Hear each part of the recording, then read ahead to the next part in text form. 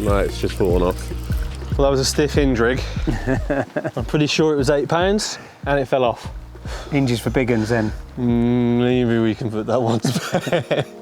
The world of fishing is one long list of questions, so join me, Tom Wilshaw, as I go fishing for the answers to learn more about the sport that we all love and the people that make it what it is. In this episode, I'll be joined by Corda-sponsored angler James Armstrong to learn more about trying to select bigger carp and the journey that Jimmy's been on to get to where he is today. So we met in Belgium. We did. A couple of years ago. We were on a Corda shoot. I was actually filming for you and Carl. Yeah, you are. And we got to know each other a little bit. But I still don't feel like I know Jimmy, in that I kind of want to know how you got into fishing. I want to know a little bit about way back when. Yeah, I'm way older than most people think, hopefully. Do I have to guess? Should we do this? I'm an old man these days, mate. Yeah?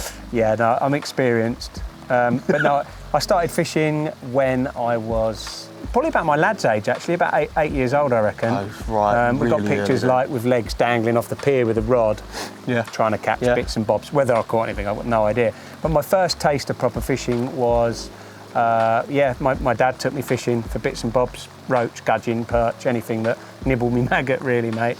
And I got addicted to it straight away.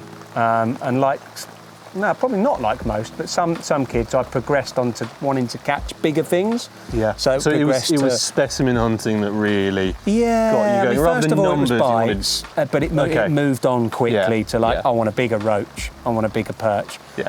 Oh wow, a pike's had it, I want to catch that pike. Do you know what I mean? Yeah, and that's the right way, I think, really. And it just went on from there. And I actually got a part-time job when I was 12, 13 maybe, when you weren't meant to be getting paid to work. I actually got paid in fishing tackle, and I worked in M&J Angling in Newport Pagnell.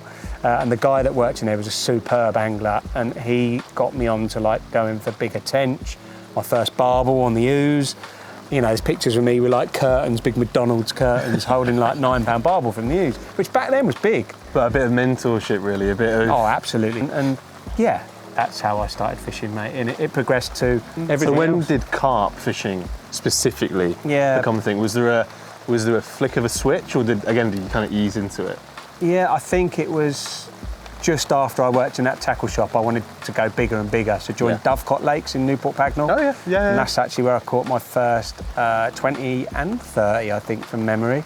And that was my first taste of big carp fishing. But lads on there took me under their wing a little bit. I was a bit of a little punisher, if you like. I think we all were. I think every truly good angler has to be That's how you learn. a bit of a punisher, really. That's how you learn, mate. On the topic of catching big uns, and I know this is an incredibly open-ended question, what are some of the things that you've picked up over the years for specifically targeting larger fish? And what's your mindset when you think about that? Yeah, again, like you said, it's quite an open-ended one because it depends on stock. I mean, a lot of it will be research, being at the lake, learning their habits, where they might be on certain winds, certain weathers, certain moon phases. There's all sorts to weigh up. You know, even research past captures of a certain fish. You know, I've heard that quite often certain fish, certain named fish, are very well. They come out at the same time of year very often, and it's not. I've heard that from a lot of places. No, mate, it's no coincidence. And also from a similar location, which I personally, when I think about carp, I don't think territorial. So I struggle to get my head around how that can occur year on year. Yeah, it does happen. You know, quite often you'll find the same old carp in that same old snag at that time of year. It's like their little house, you know. I guess it's creatures of habit, really. Yeah, aren't they? yeah, absolutely. It's not going to happen all the time. You know, they're carp, they've got fins, they swim. But they definitely have preferred areas at certain times of year. It's very hard to single out that precise carp. You know, you're fishing for carp. You've got to have an element of luck. But you can put that luck on your side by fishing well, you know. Okay, So ultimately, I think if you fish well, you're going to stand a much better chance of catching your target. And so I guess there's two avenues as well, from what I've heard. You've got what we're doing here, which is trying to wade through the stock.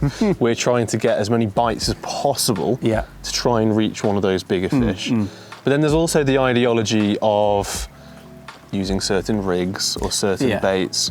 But more recently, I've kind of shied away from that because I'm not sure it actually works. Yeah. I've had £8 carp pick up a double 20 Of mil. course, I know. What have you found over the years?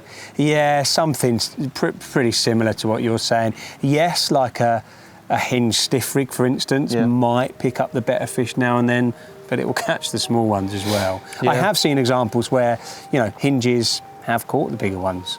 But whether it's that selective, mate, I don't think so. Yeah, one thing I do think it's pretty selective for is carp. Like, yeah, if you're in a... oh, that could be a bite. So On your bike, mate. I think ultimately what I've learned from both Jimmy and my own angling is that yes, there are certain things you can do to try and stack the odds in your favour when selecting bigger carp. However, these are still wild creatures that do as they please, and so really the only tactic worth chasing is catching full stop. Find out what the fish need, reel them in one at a time, and trust that the big one could just be one more bite away.